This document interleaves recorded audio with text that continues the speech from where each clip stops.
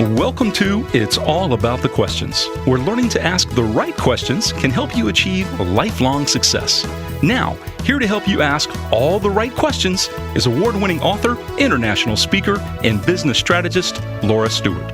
Good morning, afternoon, and evening, everyone, and welcome to the show today. As you can see, it looks a little bit different. This is my first show using Restream.io, which I am loving.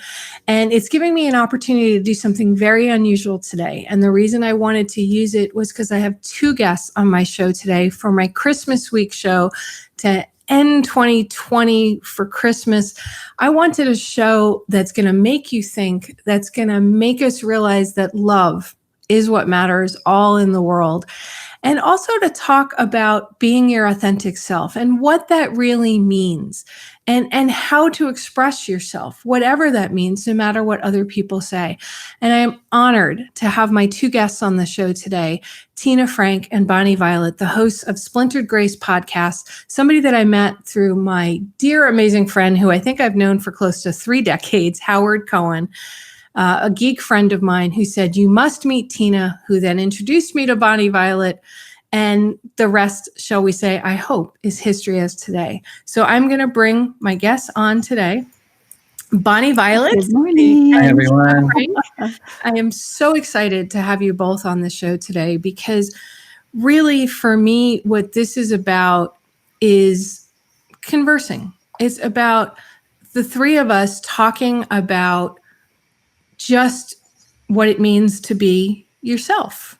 I mean, I think at the root of it. Now, your podcast, Splintered Grace, is really, to me, a groundbreaking podcast. So, Tina, you define yourself as beyond being a woman and a person in the world. You define yourself as a Christian. Correct?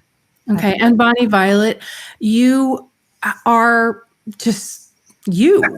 Right. You know, you started out in the world as Dwayne, and now you have transitioned to be the spectacular you that was always inside, and your family as well. Yes.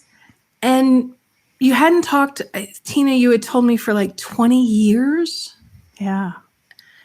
I'd love it if you guys would start sharing, one of you start sharing the story about, well, Bonnie Violet, why don't you start? Because you cut off communication with your family when you realized who you truly were and wanted to express it.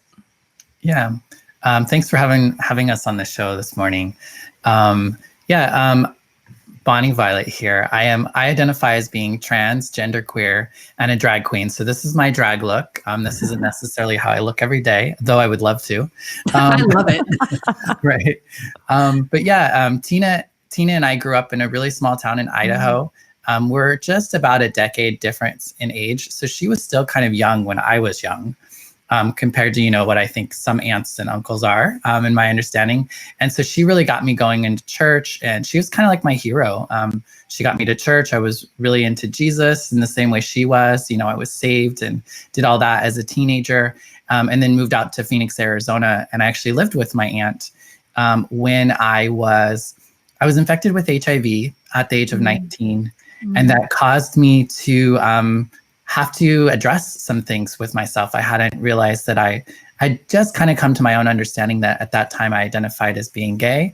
But I didn't quite know how that fit in my relationship with God, my relationship with other Christians, and with my family. But when I got that HIV diagnosis, it kind of forced me to address some things. And in doing that, I realized that church probably couldn't hold me and hold all of me. And church had always been that for me. Church was kind of like a refuge. I didn't always feel great at school, at home. I didn't always feel, I don't know, it just was a refuge for me to get to go to church and to find my way there. And so it was definitely a challenging thing at the age of 20 to have to leave church, and then kind of like, I just kind of felt like I was on my own. And part of that was, I felt, was losing Tina. Yeah, that was tough because I didn't understand what was happening. And I didn't give you very good counsel because I wasn't sure what to do. I was so busy trying to protect you from our perception of what reality was. instead of just embracing who you were. So it's been a journey that we've been on. Yeah. It's interesting to me, the choices that you had to make. And on a level, I understand why you felt that you needed to make those choices. I was raised Roman Catholic, right? But every priest I ever knew said that one of the tenets of being Catholic, about being Christian, was this acceptance of all, of whoever they are, because Jesus loved all. He said it didn't matter who you were or what was going on in your life. Jesus was always there for you. And I know when my brother died, I got really, really mad at God, right? And I left the church for a while. I still had my relationship with God, but I was just, okay, I'm not on, national broadcast radio anymore. I was pissed off, plus some other words that take this from me, right? This safe place that I always felt. Yeah. So, Bonnie Violet, for you, I can only imagine. I know I can't even imagine this moment. I had people I grew up with pass away from HIV at the very early stages when nobody even knew what HIV was, right? Mm-hmm. That's got to be one of the hardest things ever. And then for you and Tina to reconnect, I mean, what did it take for the two of you to now look at each other as family again? I mean, are you looking at each other as family again? Oh, absolutely. Absolutely. I think the first thing we had to do was make some choices. Would you agree? Oh, definitely. Yep. Yeah. Yeah. We had to choose to set some of our own ideas and traditions and things that we had maybe even been taught aside, and to be open to pursue one another at the risk of being rejected. And I think we had to decide that the relationship that we desired, the love that we had for one another, needed to take precedent over anything that we may come up against. I think that's, for me, at least. Yeah. Anything you want to add? Yeah. Yeah. I mean, that was a big part, was, like once it kind of got to that space, I think it took a while for me to even be open to the possibility that you, and this is the way that I experienced, for you to love and accept me as a godly, spiritual person again. It took me a while to realize that I could exist as who I am and be spiritual and be strong enough in my own identity and my own spirituality, because I didn't have a good relationship with my spirituality for a really long time until I got sober. But even after that, it took me a while to really come to a place that I could maybe trust you enough to think that maybe you could still love me, and that maybe that you had changed and that your understanding was different than what my perception of the world was at 20. I mean, it's just, the world is so much more bigger and so much more like, there's more of a spectrum than I ever could imagine, that I just didn't see at that age. Everything was so black and white. I'd like to explore that a little bit, if I may. This show is all about shifting perspectives, using questions to shift perspectives. And Bonnie, Violet, and Tina as well, you both talked about these shifts, these changes that you had to go through in order to see yourselves and see each other as more than just, say, how you defined yourself or how the world defined you. How does that factor into your conversations with others outside of yourselves? Because to me, so many of us, we get categorized, right? Yeah. I was a caregiver, a sister. I've never been a mother, but I felt like a mother to my mom the last 6 years of her life as she lived with me, and we were going through a lot of different things. And some people try to categorize me as, I'm a Christian, I'm a Catholic, right? And then we just finished these really crazy elections where it's, you're a Democrat, you're a Republican, you're left, or you're right. And I just kind of laugh at all that, because to me, that doesn't matter. I just want to connect with an individual and look at the issue, not the label. So how did you guys begin to let go of the labels and be comfortable? Go ahead, Bonnie. Yeah. Well, yeah, I mean, I think the biggest thing is that, I think we had to come to understand that our labels, I know for me, I had to realize that a lot of the labels I carried for a long time, I never fully landed in. Like I was more than just what that label said I was. And so I think just knowing that I was more than that allowed me to think that maybe other people were too, that we were more than just what we called how we might identify. And so, but we also knew that that was part of, we talk a lot about kind of identities and those sorts of things, because we realize that a lot of the world is set up in a way in which you have labels and you have identities, and that's how you kind of get around in the world. I believe kind of in my ideal spiritual understanding, all of those identities just go away and we just are. And I feel like that's what we have to be willing to attempt to do with one another, is to be willing to just kind of let all those things go down, and then just be able to know that we love each other, and then begin to be in conversation with each other. And to, and that's pretty much what we do. I don't necessarily think that we do anything super groundbreaking, except for that we just commit to show up we met every week for a while, and we just talked, and we shared what was going on with our lives, and we tried not to hold back anything that we were experiencing, so that the other could have an opportunity to try to hold that for us. And I mean, I feel like, that's a lot of what we did, was just kind of showing up. I know that I've had a fear that at some point in time, there's going to be something that's going to be said that's going to like blow up, and that's going to end us. But I don't. I feel like that's a fear, but I don't think that that's reality. It is a possibility. Yeah. It is a possibility, but I don't think it's something that we will allow ourselves to experience. I really hope. And that's where it comes back to, we're making a choice here. And I think the labels or titles or whatever you want to call them, I think that's really a true detriment that we carry and allow on ourselves and on the people around us. Yeah. If we can't see each other in love, then we're stuck. And sometimes coming above those labels for ourselves or for one another, it comes with an accountability. And that people don't like accountability. It's much easier to settle in this labeled space than to move forward and break free of all of it. And we just decided we were going to do that.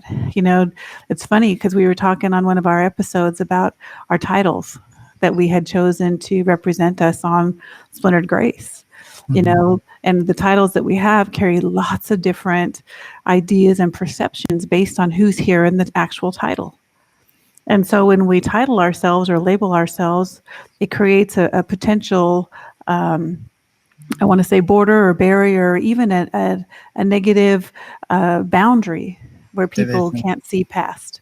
So we just want to be Tina and Bonnie, and we just want to love each other, and we just want to do life together, and we want to accomplish everything that God has put in our hearts to accomplish. And if anything that we can do can be encouraging or empowering to someone around us, or give them an example of how to love the people around them, then we are so excited about that. But we're committed. And I'm sure we're going to have our moments, but we're committed that even if we can't agree on some things, that we're still going to love each other, no matter what. What you both said is so beautiful, yet I know that my listeners out there are struggling with it, because it's very hard it is perceived as being very hard to let go the labels that you've taken on, that society has put on you, that you've accepted as the norm for your life, whether it's a year of your life or it's 57 years of your life. I'm 57 now. But yet there can be a moment in time where all of a sudden that identity is completely shaken, Bonnie Violet, like it was for you. And that impacted Tina tremendously. When you had that moment, Bonnie Violet, that was like, okay, I thought I was this, but I wasn't fully comfortable in it, but now I know who I am. And Tina, it must have shaken to the core some of your beliefs as well as a Christian, the whole idea of how can this be? You're born into the life that you're born into because God has decided, whatever it might be. The fact that you commit to show up for each other now, no matter what others may be saying, is not something easy for a lot of people to do. Right. So, go ahead. I think the key for us is that we're both grounded in our spirituality and our understanding of God or what have you. And I think when we're rooted in that, then we can kind of meet at that level. And I know it took for me, for my understanding of my spirituality and beliefs to change, and even for Tina as well. We had to see things from a different light and a different point of view that actually just expanded my understanding of God and expanded my understanding of Jesus and the Word. I don't necessarily identify as a Christian, but it's a big part of what I would say my culture, because I grew up in it. So I have a lot of love for it. I have a lot of appreciation, and I've come to see that I actually can exist as who I am fully in that space and still be loved and be fully a child of God within the Christian realm. But I haven't necessarily said that's who I am. But I know that I could fit there if I chose to. I know that I wouldn't have to leave a bunch of things at the door in order for me to exist and be a Christian. It's just not quite where I've gone. But I think that I know for me, if I didn't think that Tina saw me as a beautiful child of God, created by God, created in the image of God, within her own understanding and beliefs, that I would not be at the table with her, because that's a big part of it. I didn't want her to be like, okay, I'll love you anyway. I'll pray for you to change. In spite of the fact, kind of. Exactly. And that was a little bit of the relationship in the first few years. Maybe there was a time when that was the reality, right, Tina?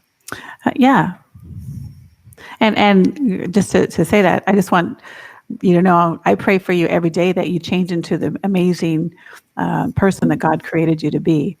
So I still pray for you to change. So I don't.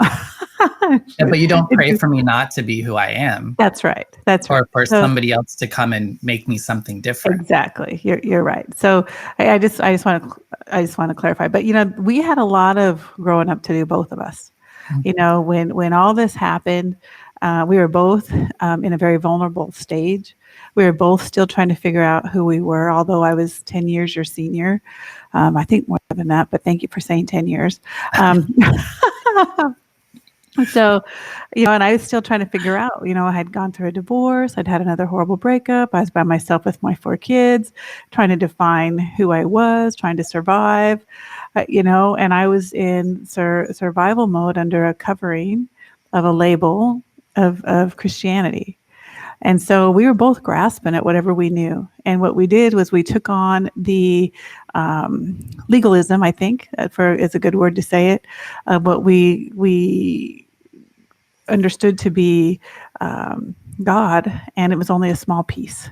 It wasn't the fulfillment of God. It was just the baseline. And so I also had to learn what love looked like. Because at the end of the day, when we look at love, it really has nothing to do with us. It has everything to do with how we reach out to the people around us. Because me being a Christian, being sold out to Jesus, I believe that my life was bought with a price, and it's no longer my own. My life is to serve those people around me, no matter what they look like, no matter how they act, no matter who they choose to be. It's just my role is to love them and to live the best life I can to exemplify the fullness of God's glory. And so that's what I desire to do. And I'm grateful that although I've had to come a long way to get to this point, that there's still an opportunity. And I believe it's because of God that Bonnie and I have been able to reconnect, that we have been able to agree on love and be able to decide that no matter what, because I'm not perfect by any stretch of the mile. And I'm sure that there's a lot of allowances that I get from Bonnie to be who I am, because he doesn't want to stifle who I am either. He wants me to fully be able to envelop the fullness of who I believe God's called me to be. And so in that, we have the same desire for one another, and we've made a commitment to not dictate what one another looks like. Right. Because when we have a picture of what we think someone should look like, I think that's when we fall out of love and fall into judgment. And therefore, we don't have the ability to pray that God would have their way in their life. And I don't want my way in your life. I don't want it. Because I'll just mess it up. I have a hard enough time having my way in my own. So yeah, amen to that. Right. Yeah, exactly. I mean, I listened to the both of you, what you just said, and I sit here, I think about the questions I get from my clients, from my listeners about their own lives. And so many are just struggling to know who they are, right? And then to accept who they are if it's against what their family wants them to be, or their job wants them to be, or who their place that they feel like they are in the world. And I know I've struggled with it myself, not to the levels that you guys have, but I've struggled with it myself when I sold my company. I was so defined by that and that role. When my mom passed away 3 years ago, and all of a sudden I felt lost. The day that God came back into my life, like literally knocking me to the ground, saying, "You're my child," And I sit here and I listen, and I wonder how we can let go what religion has done to love, what religion has done to faith. And I know this is probably controversial for a lot of my listeners out there right now.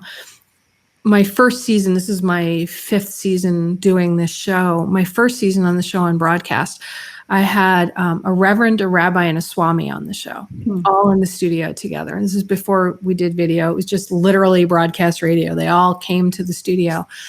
And people were like, "Why are you having these 3 people on? They're completely different faiths. They're completely different religions." And by the end of the hour, everybody realized, no, it's not.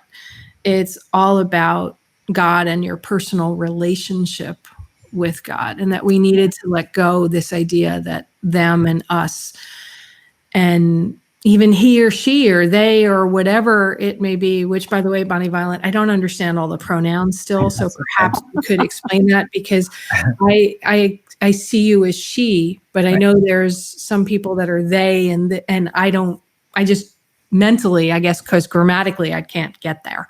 But for the two of you, what I hear is that somewhere along the way, you both have said society and the structure and the strictures that have been placed on both of you. And by society, I mean more than just culture, right? It's all of those pieces that you've said, being me and being me in relationship with this person is more important than the stuff. Would that be accurate? And how do you respond to this rambling thought I just had? Bonnie Violet, do you want to start?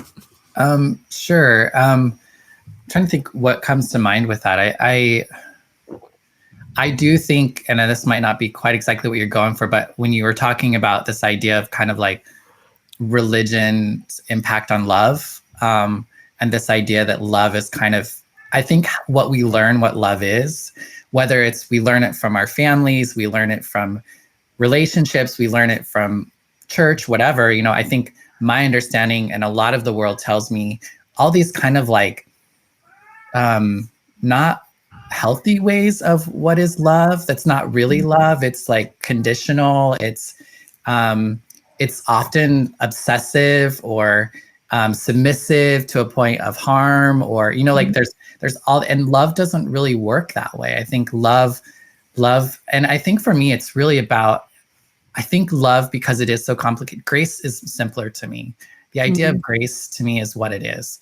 The fact that you have value and you are just because you are, and you have the same value and the same worth as anyone and everyone else. And I believe that in my heart wholeheartedly. However, I have a hard time living my life as if I really believe that, because most of the time I just feel like I'm not enough, or that I have to do more in order to be like at the same level and worth and value of everyone else. And sometimes I feel like I even have to do even more to make up for like the past or whatever. And that's why I love grace. And I feel like that's why we went with Splintered Grace as well, as this idea that we have to allow one another, I think maybe more than just love, but actually grace, in order to be in relationship with one another, and maybe to experience love. But I think grace is really where it lands for me.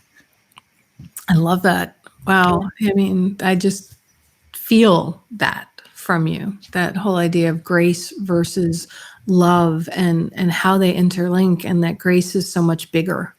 Yeah. And even there's a lot of healing that has to happen, because, there, like a few years ago, there are certain ways that things might be said or not said to me, or words that were used that I would have been like, no, you can't use that word. That's offensive. That's like whatever.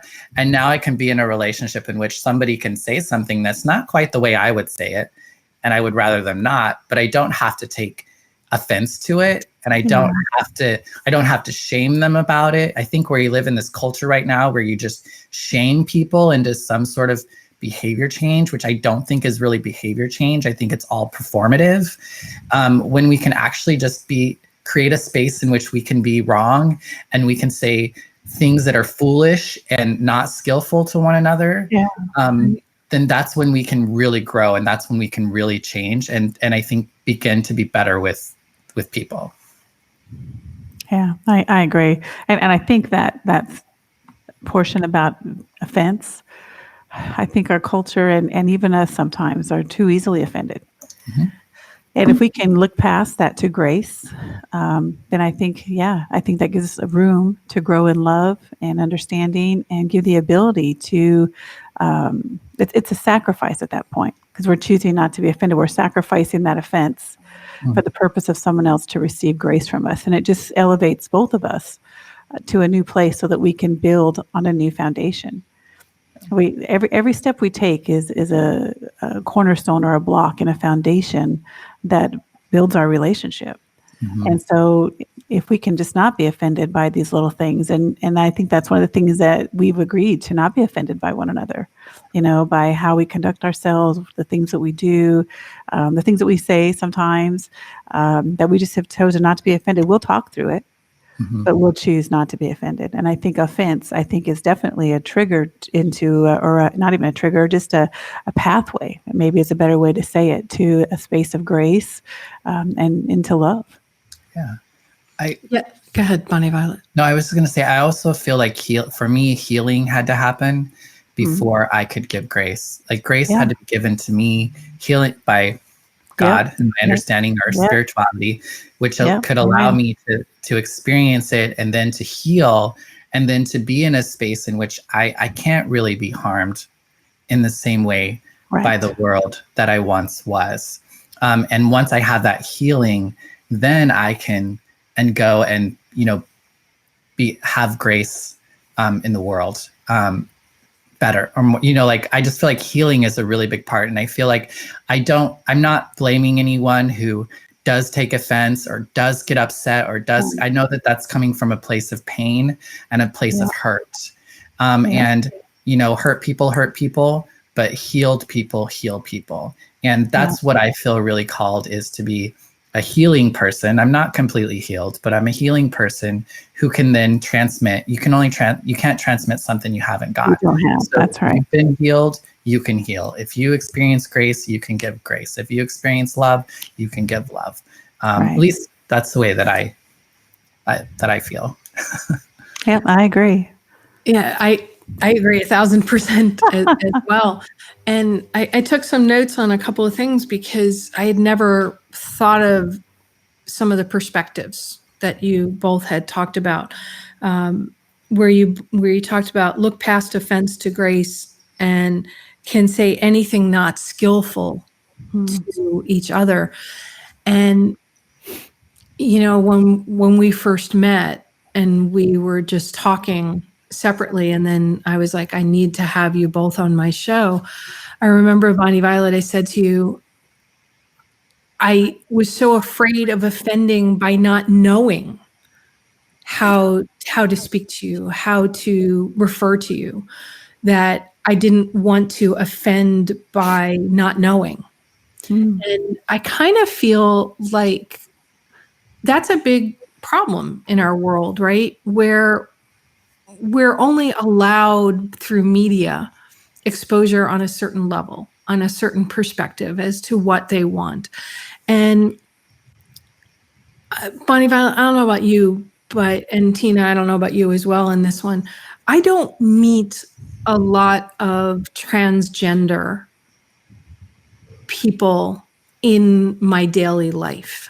I know in my community that I live, which is a very small town, Sebastian, Florida, I know there was one restaurant server that when my mom was alive was transitioning and undergoing the actual hormone therapies to begin switching.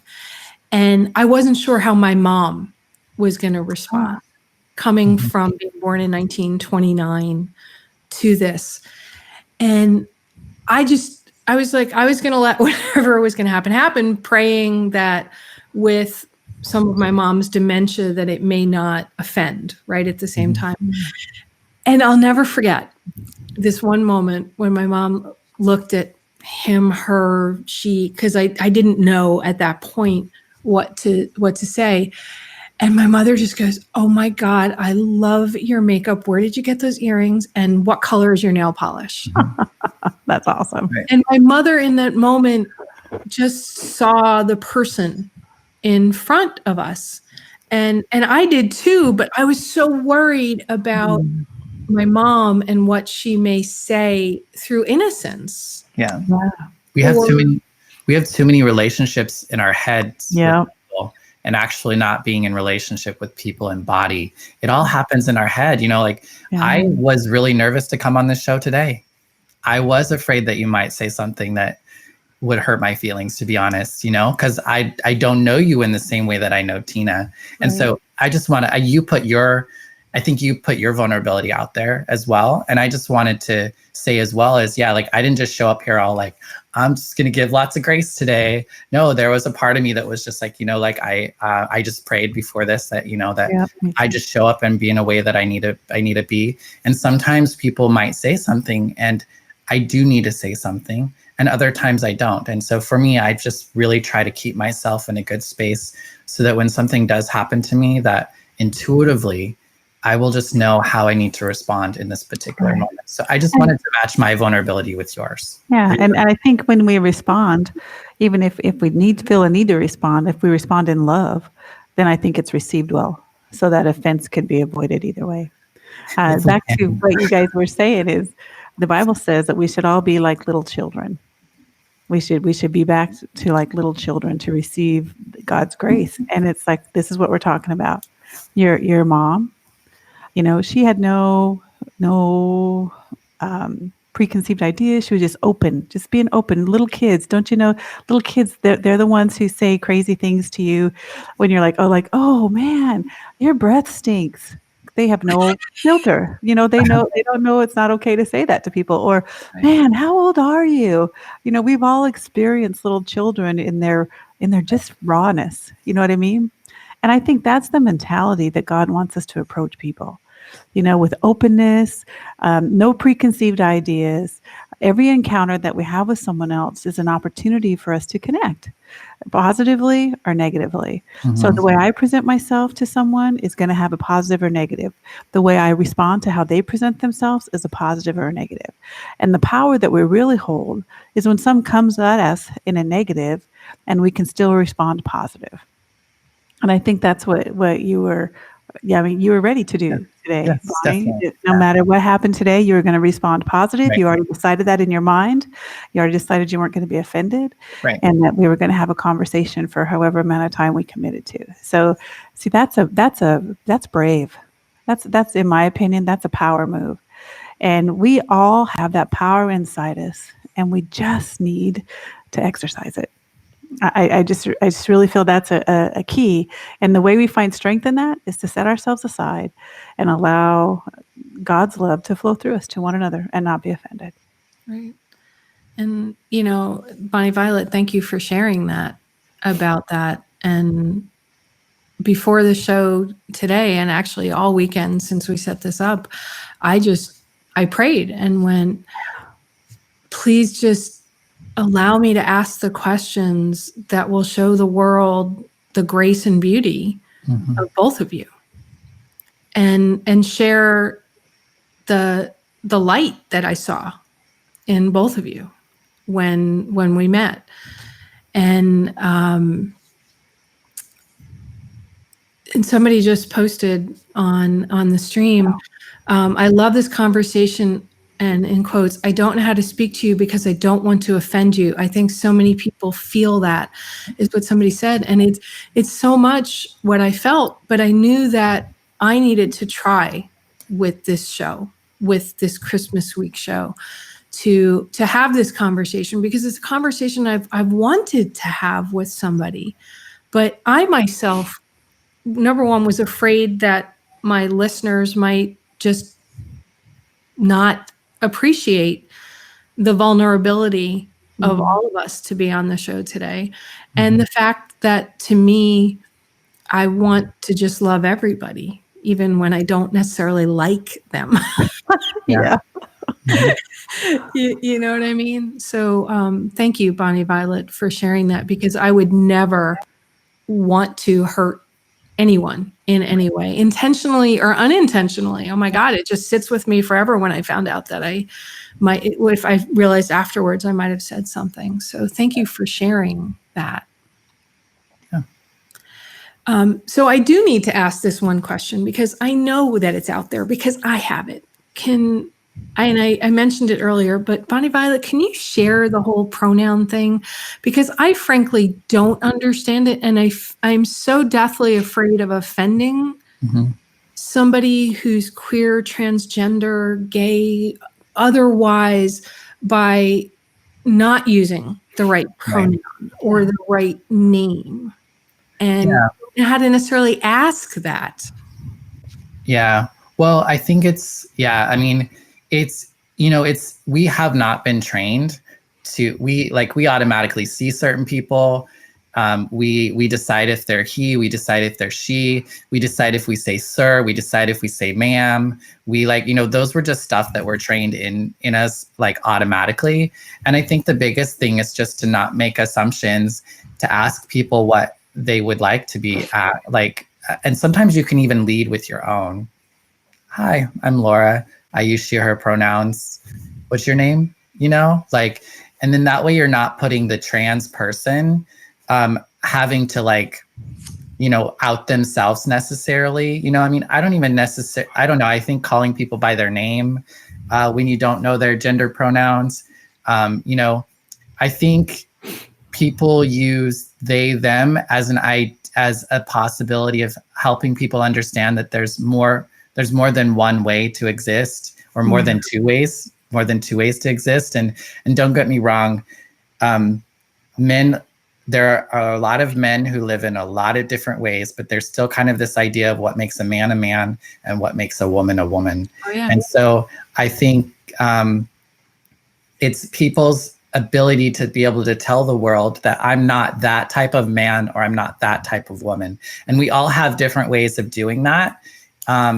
So, I mean, I'm trying to explain it in a way that kind of makes sense, but I don't think it's really any different than calling somebody by their name.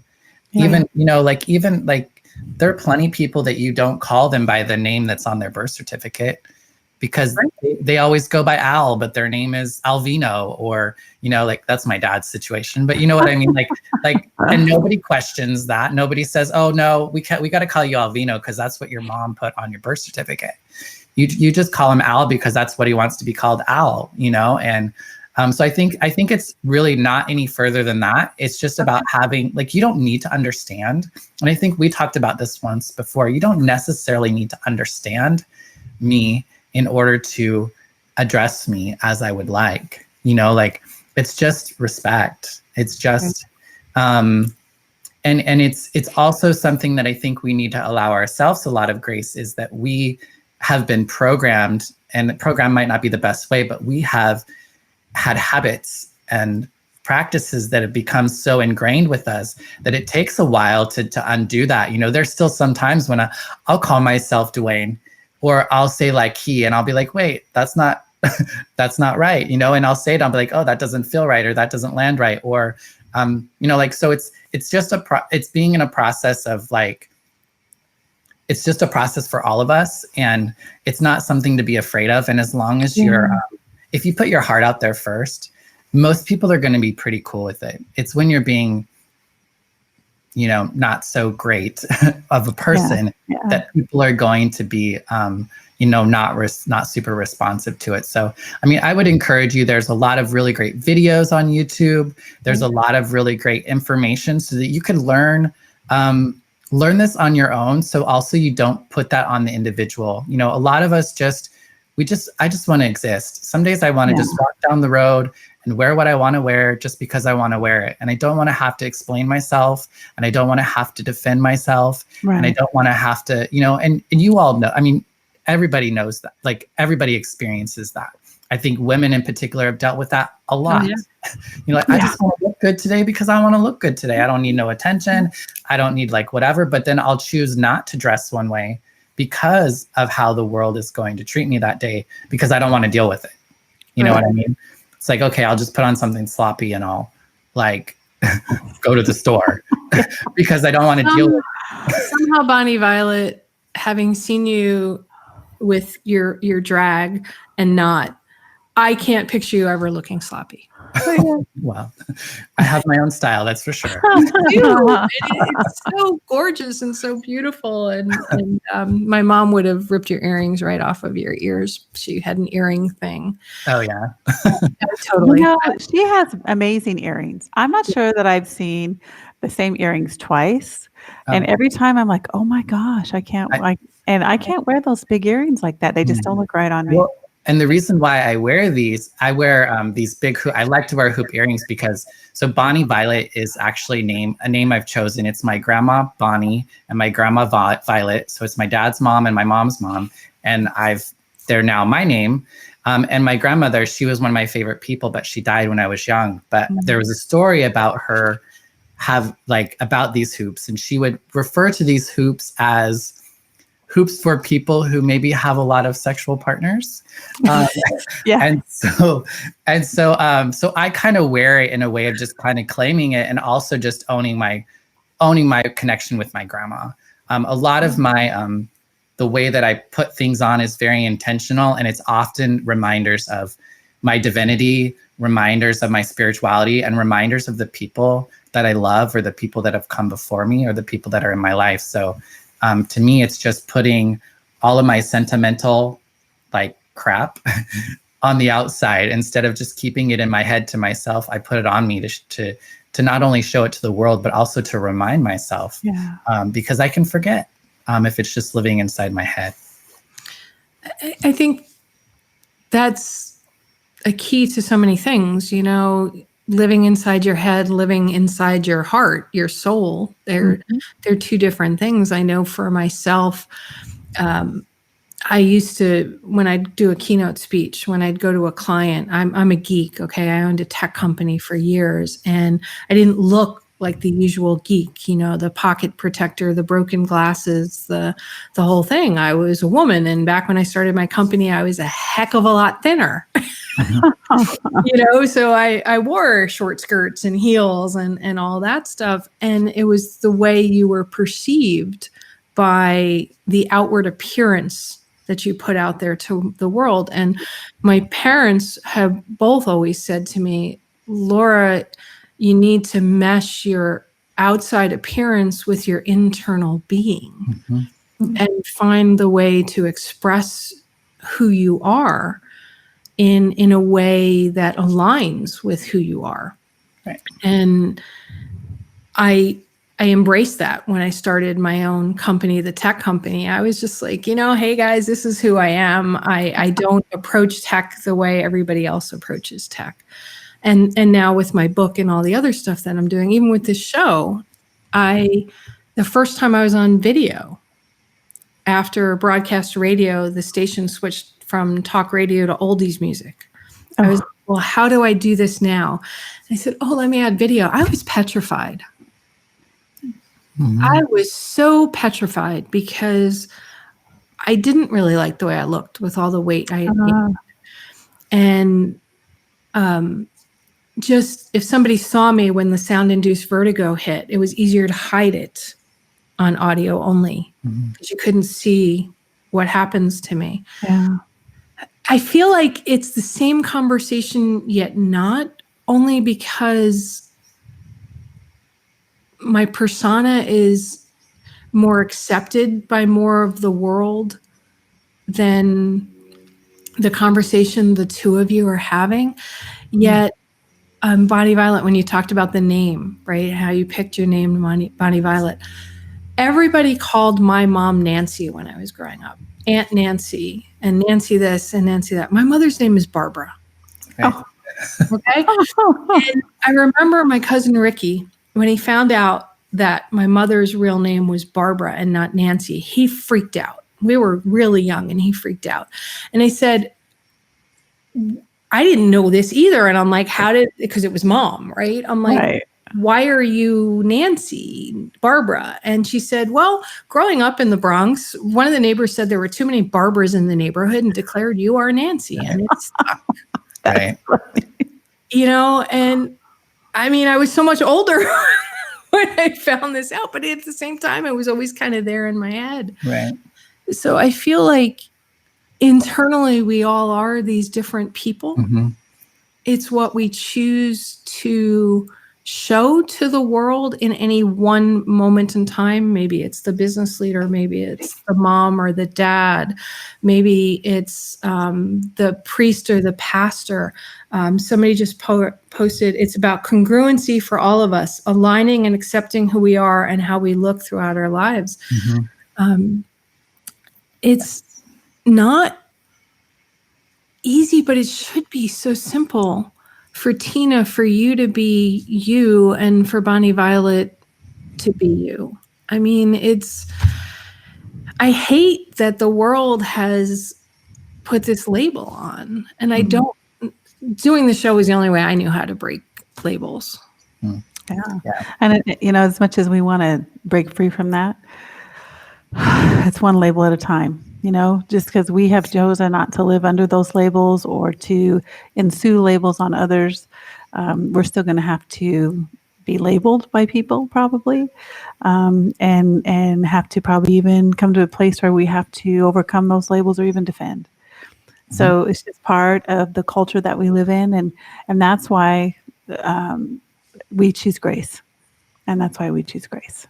That we're just not going to take offense to any of that stuff. And it's amazing to me how easy a label comes, and not just in these extremes that Bonnie and Violet and I represent.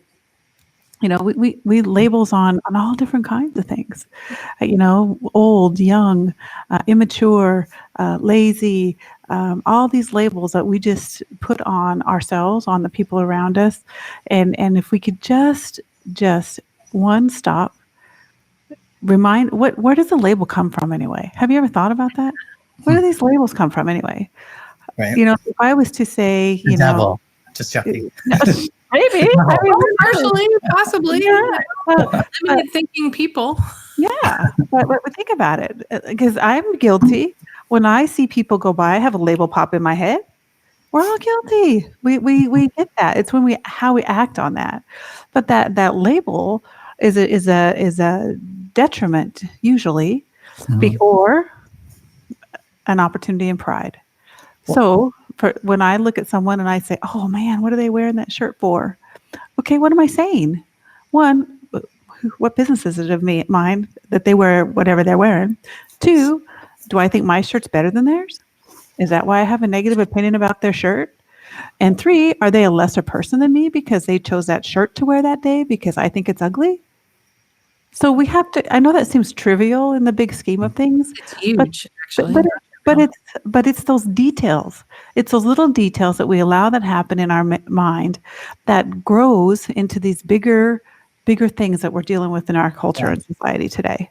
And so these are areas that I keep interrupting you. No, you're fine. Let me just finish my thought and I'll be still, I promise. But I think if we can manage our own mind to that level, at least commit to manage our own self to that level, I think we can see change. So go ahead, Bonnie Violet. I'm sorry. No, I was just going to say that, that's more of a reflection of us and not of other people. And I think I know for me, the thing that's changed is for most of my life, I've sought sameness. I've looked for sameness and I've connected with people with where we are alike. And it's really important for me to realize that we are different, that no one person is the same. Even if we hold a lot of the same identities, we are not the same. And it's in that difference that I think is where the beauty is. And I think that's where it's, I don't know, I think we're just naturally, we connect where we're alike instead of being in relationship with each other where we're different. And I feel like that's what I'm trying to do. And that's what that's been a big part of our mission our mission, but a big part of our like desire to be fuller humans on this earth is to be in environments that are different from what we're used to, so that we can hopefully be changed by that. That's what I was going to say. Change is the key in that. We can't change if we stay in our comfort zone. It's kind of like you, Laura. I love the title of your show. One of the things that I say when I'm teaching or training or doing anything is that if you want to learn something, you need to ask questions. Because we can never learn or grow or reshape who we are or whatever mission that we're working on without asking questions. Questions of ourselves, questions of the people around us, questions even of the material that's provided for whatever situation we're in. If we don't ask questions, we're never going to move forward. And so I was just like, oh my goodness, the three of us, I don't think this is by chance that we're having this conversation today. Bonnie Violet, I think you wanted to say something. Thought I saw that. Yeah, I mean, the only thing I think it's really interesting that our society decides certain things they want to make a thing. For whatever reason, sexuality, gender, they kind of be these bigger things that, I don't know, like these blemishes, if you will. Whereas there are a lot of things actually that are thought as blemishes, if you will, things that people struggle with existing, have that be a part of them. And for whatever reason, I think sexuality and gender has that sort of thing. But I think also, I don't like equating like somebody's like my gender identity to like a malady or something that is a product of something that's not normal or something that's like, I don't know, like it's just a difference. But for whatever reason, we say if people are a certain size, that's not okay. If they're a certain color, that's not okay. If they're a certain height, there's a certain age, there's certain, like all these sorts of things just start to chop away from people's ability to be who they are.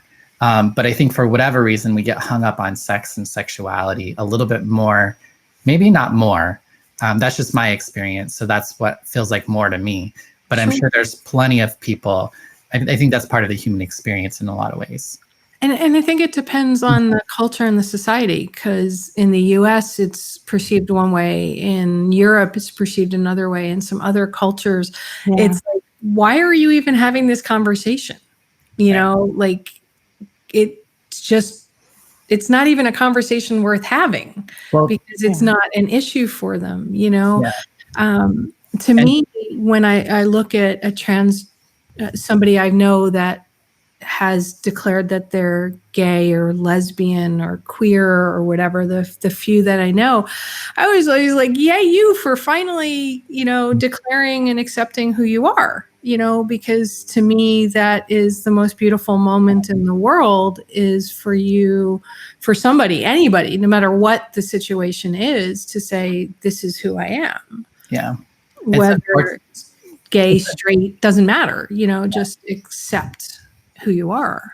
Go ahead. It's unfortunate that it's a brave thing to, like that should just be something that can happen. Like it doesn't, I don't know. I just don't feel like it needs to be an adversity that you overcome. Right. It's just who you are. But that is the experience for a lot of people, that you have to come. And I find I love who I am. And I love that I've been on the journey that I've been on, because I couldn't imagine being anyone else. And to be honest, I just couldn't imagine living or being or having had the life any different than I have today. Mm-hmm. And I just love every minute of it. And I think it might be brave, and it might be challenging, but I cannot not be me, regardless of whatever it is, like I often want to judge why I am the way I am, and it doesn't matter. I am the way I am because I am, and that's okay. Yeah. Don't you think some of that adversity, though, for all of us, helps us to develop things within ourselves to move us forward? I feel like that makes us stronger, gives us character. So a life without adversity, for me, would have no meaning, really, or have no opportunity for me to be developed and to create or to be unique. Yeah. And I desire to be unique. The Bible says that we're all unique. He created us each unique for a unique purpose. Yeah. And, we just got to stop stealing one another's uniqueness from them. Right. And we need to allow us all to go through our own adversity and come alongside and be cheerleaders.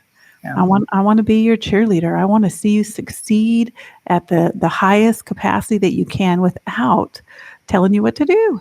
Right. And Bonnie, you wanted to say something? Yeah, I just would like to see that our adversities are not attached to our identities. I want our adversities to be, how do we feed everyone who needs food? How do we shelter everyone who needs shelter? How do we protect, you know what I mean? Like, those are the adversities I want to deal with. I don't want to be so stuck in my own struggle and my own just trying to exist, to not be able to actually be part of who we all are, is we're all one, and actually be focusing on the stuff that matters a little bit more. Like, this is like great and I love it and it's been a beautiful experience, but it's not that serious. But for whatever reason it is, right? And so like, I want to be able to just forget about this so that I can go feed somebody who needs food, and you know what I mean? Yeah, I think you have the freedom to do that. So and I'm just devil's advocate here, just as we're talking here. Where do you feel like your adversity has come from? Has it been self-inflicted more or from the world around you? Because I think we may have a different idea or perspective on all that. And how about you, Laura? I'm sure you've had some adversities on your own. You just talked about being a woman in the tech era. I can't imagine what that was like. Mm-hmm. It's a fantastic question, and I'm not used to my guest always throwing crazy questions at me like that. And Bonnie Violet, I'm still processing what you just said, because I realized I had some perspectives that you just helped me completely shift even more. So thank you for that. For myself, around adversity, where I normally go, well, I really don't have a lot of adversity, right? Because I look at what else is going on in the world. But yet with my clients, the first thing I'll say to them is, your adversity is as important and big as somebody else's, because you feel it. Yeah. Right? It's whatever you feel, whatever's going on for you at that moment in time. I feel like to say that my adversity or somebody else's adversity is not as important or more important devalues what I'm feeling. Yeah. And my goal for this show is to hopefully help people let go of the way we're thinking about people, the way we're thinking about things, and having conversations that maybe other people don't want to have.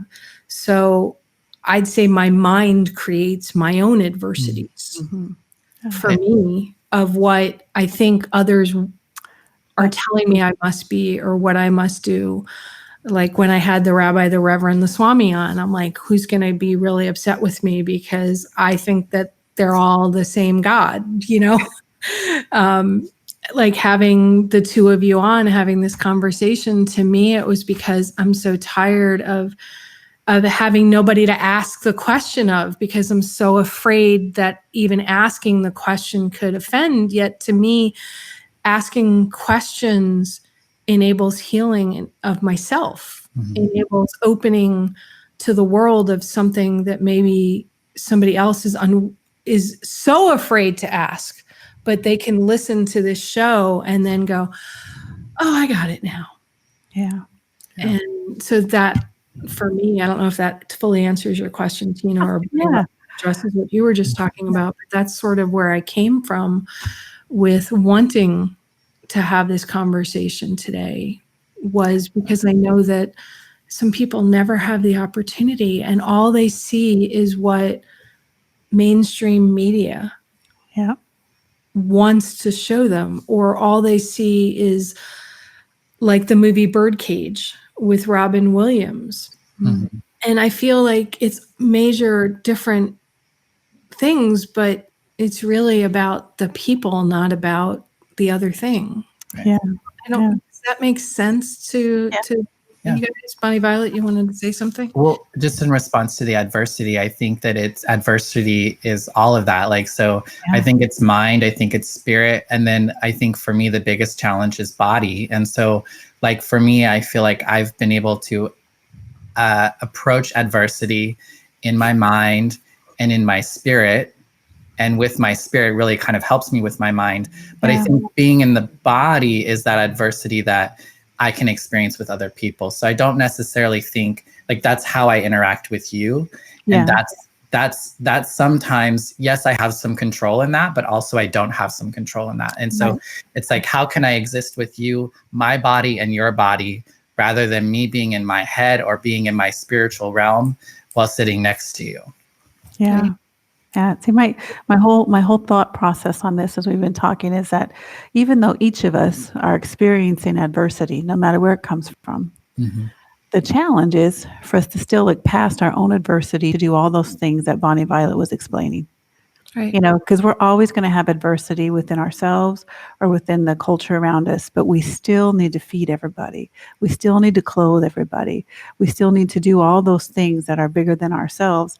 And I think part of that is love.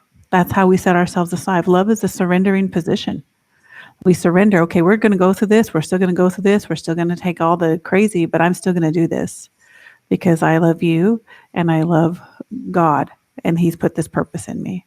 So that was my focal point, because my thought process. We all have different types of adversities, and based on who we are, how we present ourselves, who people think we are, whatever that is. And it's only when we rise above that, like Bonnie Violet and I have done. We rose above all that adversity that we put on ourselves, that the world has put around us, that our religion maybe has put on others, and we've risen up in grace, expounding our faith, and deciding to walk in love every single day, and to be one another's cheerleaders, and to encourage our voices, together or separate. Yeah. So, last thoughts. We're coming up on the end of the show. Bonnie Violet, anything you want to add? Last thoughts? What comes to mind? I mean, I just thank you for providing this space for us today. And you did hold a good space. So don't like leave here today and think you said or did something wrong. You held a great space here, and I really appreciate you being brave enough to do this. I think a lot of what this takes is us being willing to do things that we've never done before with care and concern and prayer, however way you want to, if we can approach relationships and situations like that are different, I think that's how we're going to experience one another a little bit more united, or in unity and oneness. I don't think separation is a delusion. It's not reality, but it's it's not for realsies, but it's how we live, and that's how we choose to see the world. But separation isn't real. And the more we can kind of lean into those situations, the more likely we're going to live as if we know that we are not separate. Amen. I say I agree with all of that. Just to add, thank you again for having us today. It's been our pleasure. And thank you both for being here. And Bonnie Violet, thank you for saying to me that I held the space, because the thought was going through my mind. I do care what people think. People that matter to me, I care what they think. And I know we've only met, but you guys matter to me. Oh, thank you. So thank you for that. Thank you for my Christmas present. Oh, you're so sweet. So I purposely brought tissues because I had a feeling at some point this was going to happen. To me, this is what the world should be about. These conversations and the vulnerability and the respect, as also has been commented on in the thread from the social media, that if we all lived in respect of each other and respect of the choices we all make, even if we don't fully agree with the choices, still respect the choices that each other makes, I think the world would be truly an amazing place, that God would go, thank you. You are blessed, because we respect each other. And by having respect for each other and for the world we live in, we have the ability to make lasting change. I call it the Star Trek version of the universe, right? Where everybody gets along, everybody lives to support and lift each other up. And that's the geek in me showing. I wanted to be an astronaut, but I wanted to be an astronaut in the Star Trek way of being, where everybody's out on the ship and there's gravity.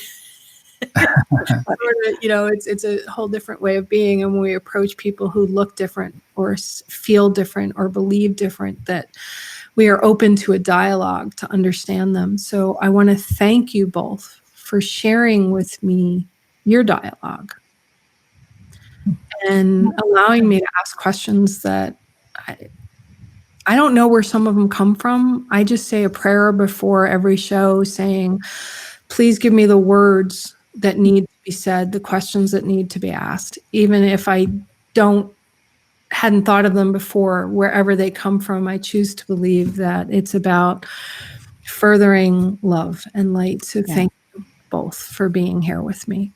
Thank you so much. It's our pleasure. Thank you. Thank you. Touch. So thank you. Thank you both. Now, normally with this new method, I would take you both off screen, but I'm not going to, because I want people to see you both as I say this. Okay. So in the world, as I just said, everybody, we make choices. We make choices in how we present ourselves and how we allow others to present themselves to us. This Christmas week, going into 2021 as well, I ask you to ask yourself the question, am I allowing those in my life and myself to fully express who we are? Or is some way of being that I'm doing not allowing somebody to be who all they are and allowing myself to be who I am? I'd love to know your thoughts on this episode. Thank you to everybody that's been commenting in here. The last comment here, it was great hearing you three have this wonderful and uplifting conversation. That's what somebody just posted. We choose the labels that we put on ourselves and others. And I hope today that perhaps you've let go of a few labels. Remember, at the end of the day, the right question can change your life. So what are you asking today? Have a blessed holiday season, everyone. Lead with love, and I'll see you next week. Thank you. Bye. You've been listening to It's All About the Questions, starring Laura Stewart. Connect with Laura at it'sallaboutthequestions.com and download a free workbook that will help you ask better questions starting today.